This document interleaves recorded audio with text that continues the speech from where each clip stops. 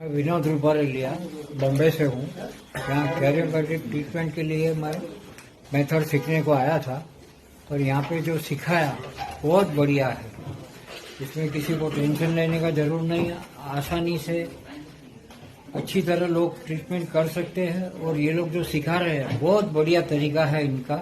कोई भी आसानी से सीख सकता है और ट्रीटमेंट बिना इंजरी के ठीक हो सकते हैं।